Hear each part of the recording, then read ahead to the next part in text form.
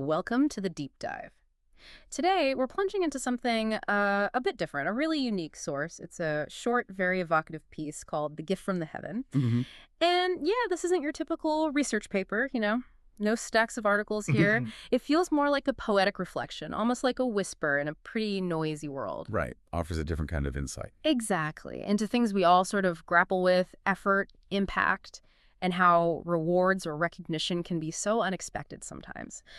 So our mission today is really to unpack its core messages, because this piece, it challenges a really fundamental assumption most of us have about achievement. It really does. So, okay, let's unpack this. What if the real measure of our work, isn't found in the numbers Yeah. or the immediate praise? What if it's something much deeper, more personal, something that, well, defies easy measurement? Yeah, what's fascinating here, I think, is how this piece almost acts like a quiet manifesto. Yeah. It really challenges that conventional view of achievement and success. Mm-hmm. It invites us to look at a quieter, maybe more internal kind of fulfillment, shifting the focus away from, all that external validation we tend to chase, Yeah. towards something much deeper, intrinsic. Exactly. And the author sets that tone right away, doesn't he? It cuts right against the grain of our usual outcome-driven world. They say, I work and walk the path. I ask not for results, nor wait for roses to bloom. Powerful stuff. It is. This idea of putting in the effort, walking your path, but without that desperate need for immediate, visible results. But, in a world that demands results, how realistic is that mindset, really? How do we square that circle? Well, it's a defiant stance, isn't it? Yeah. It's really asking us to detach from the immediate outcome and instead find the fulfillment in the act itself. It completely flips our usual script on its head. Right. Effort becomes its own reward. Right. And what's really fascinating is what comes right after that commitment. The text says, "For I know, impact is not measured in numbers, and the gifts descend when the soul quiets itself." Now, that's not just poetry. That's a direct challenge to the tyranny of metrics we live under. Totally. It suggests true resonance, true impact isn't something you can just quantify on a spreadsheet or dashboard. Yeah. And that condition for the gift to descend when the soul quiets itself, that points towards an inner state. Calmness, acceptance, maybe, not frantic striving.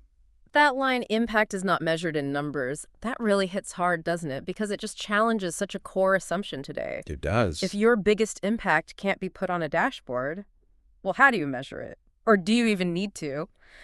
And this idea of gifts descending when the soul quiets itself, is that suggesting patience? Or is it something deeper, like you said, a state of clarity that only shows up when we stop chasing? I think this is where it gets really interesting. It feels like it suggests the true gift isn't something pursued, but something discovered. Maybe clarity or alignment. It comes about when you shed that frantic chase for external validation. Yeah. And find some kind of internal calibration instead.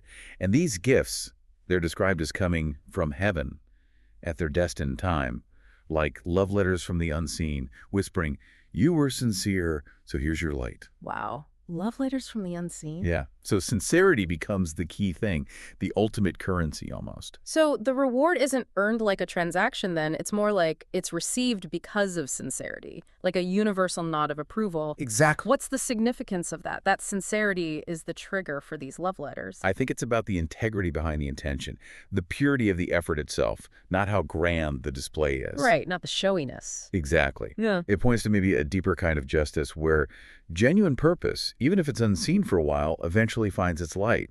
And that connects directly to the next really crucial idea in the piece. I do not chase glory. I forge it by doing all that I am able. That distinction between chasing and forging glory, that feels incredibly powerful. It is. Chasing feels external, right? Yeah. Exhausting maybe, but forging, that sounds internal, purposeful, built. And the poem gives these really vivid, quiet examples of forging. Quote, by planting light in glass, writing verse into mirrors. What do those kinds of hidden acts tell us about this forging process? Precisely. Chasing is so often about getting that external validation, that frantic pursuit, that honestly can just lead to burnout. Yeah, definitely. But forging, that's about mastery, isn't it? Building something that has intrinsic value, real integrity, whether anyone's watching or not. And those metaphors, planting light in glass, writing verse into mirrors, they aren't about big public statements or getting instant fame. No. They're about these meticulous, often completely unnoticed acts of dedication. Like what? Well, think of a craftsman perfecting a joint that no one will ever see, or a teacher who inspires just one student, but that impact isn't visible for years. Okay, I see. Or even the careful, painstaking work a scientist does in a lab that might not lead to a big breakthrough for decades. Their impact might not be immediate or flashy, but it's deeply forged, real substance. So, after all this quiet forging, this focus on sincerity, this detachment from needing immediate results, the conclusion is, and when silence falls, the spirit speaks, and art is heard. The culmination. Is this the gift we were talking about earlier? And what exactly is this art that finally gets heard? Is it literal art? I think this is the profound payoff, yeah. The art here. It isn't necessarily a painting or a sculpture, you know. Yeah.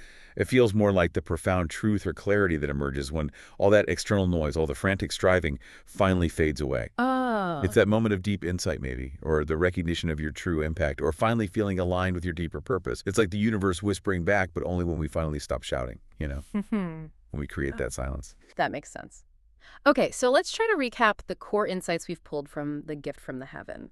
We have explored this idea that impact isn't always measurable in numbers, right? Right. Key takeaway. And that sincerity in our effort is maybe more important than chasing external glory. Definitely. Sincerity over show. And that these true gifts, recognition, clarity, whatever they might be, they tend to emerge when the soul quiets itself. Requires that inner space. It's about actively forging something real rather than just chasing applause, doing all that you're able, even in those quiet ways, like planting light in glass or writing verse into mirrors. So, thinking about you listening, what does all this mean? Maybe it's just a gentle reminder, a reminder that some of the most profound gifts, maybe it's clarity for you or insight or true connection, they don't always arrive through just striving harder and harder. Right, not through sheer force.